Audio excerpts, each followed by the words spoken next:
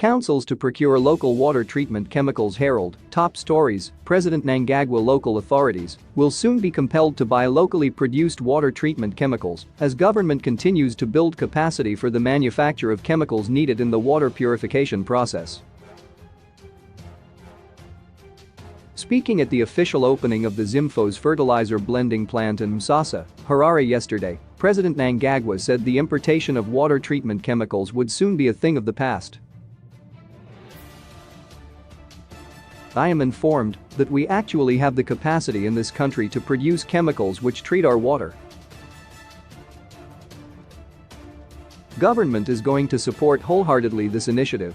I give this warning to those who are still importing water chemicals from abroad that will soon be coming to an end, for we should be able to produce our own chemicals to treat our own water, he said. President Mnangagwa said local production of water treatment chemicals would save the country huge amounts of foreign currency currently being channeled towards imports. The city of Harare alone spends millions in foreign currency to import a cocktail of water treatment chemicals due to the high levels of pollution in Lake Chivero, the main source of water for the capital city. However, Harare City Council has been failing to meet water demand as a result of a shortage of these chemicals. On August 4, the local authority said it was facing chemical supply challenges which were affecting water supplies to all suburbs. The city of Harare wishes to advise residents and all stakeholders that due to unprecedented chemical supply challenges, Morton Jaffray water treatment plant will be temporarily shut down for at least 48 hours commencing last night. There will be disruptions in water supplies while modalities are being worked to restore normal services within the indicated period, the city said in a public notice. By August 22, there had been no significant improvement in the supply of water treatment chemicals to the local authority. Yesterday, Harare City Council said it was pumping 302.6 megaliters of water per day, which is less than the required 400 megaliters to meet daily needs.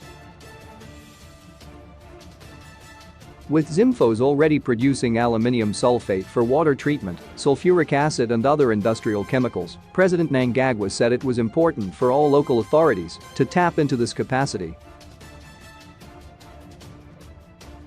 Chemplex Acting Chief Executive Mr. James Chigwin said there were plans to channel US $45 million towards the production of water treatment chemicals by the end of next year. Of this, US $31 million would be channeled towards the installation of a hydrated lime plant, while the sulfuric acid plant will need US $9 million, US $2 million for sprucing up the aluminium sulfate plant, and another US $2 million for the sulfur dioxide plant.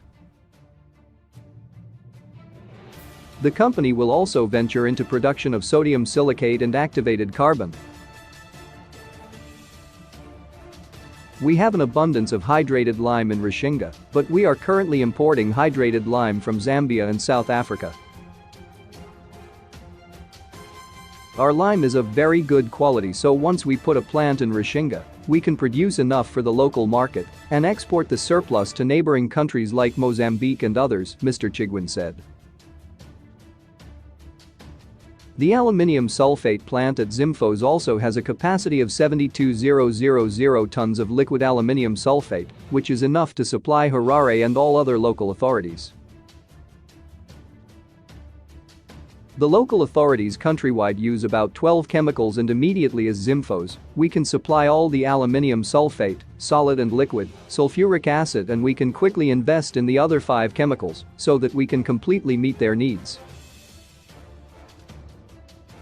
The city of Harare requires 44,000 tons of liquid aluminium sulfate, which we can supply, and then the balance is solidified to supply other local authorities countrywide.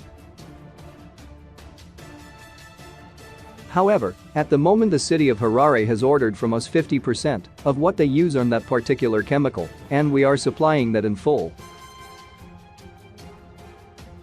He said there were plans to install 52 chlorine dioxide units at each waterwork plant in the country at a cost of US $2 million to do away with the need to import the chemical. We have a roadmap to achieve all this now that we have received cabinet authority to do so. By mid-next year, we will be done with the chlorine dioxide plants. The sulfuric acid plant, however, requires a bit of time, so we will need between 8 to 9 months to complete it.